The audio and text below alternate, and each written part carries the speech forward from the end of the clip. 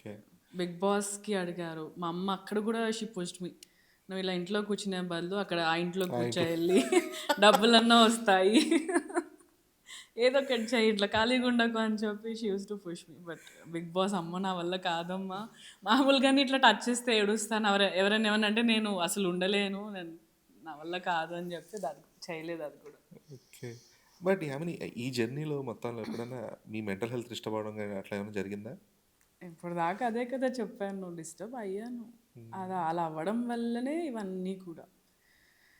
ఆహ్, చెప్పాను కదా! There are friends who left me, who stop talking to me. Reason ఏదైనా అయి ఉండొచ్చు. మళ్ళీ దెర్ ఆర్ పీపుల్ నువ్వు చాలా మంచి అమ్మాయివి, మంచి అమ్మాయివి, నువ్వు చాలా బాగుంటావు, ఇంకేంటి చాలా అందంగా ఉంటావు అని చెప్పి ఎవరు సినిమాలో పెట్టుకునేవాళ్ళు కాదు. జస్ట్ ఆ కబుర్లు అనమాట. So I'm like fed up. నువ్వు నేను బాగున్నా బాగోకపోయినా పర్లే, అవి అయితే నాకు చెప్పకు, నాకు నచ్చినట్టు నేను చేసుకుంటాను అని. చాలా డిస్టర్బ్డ్ ఉండేదాన్ని.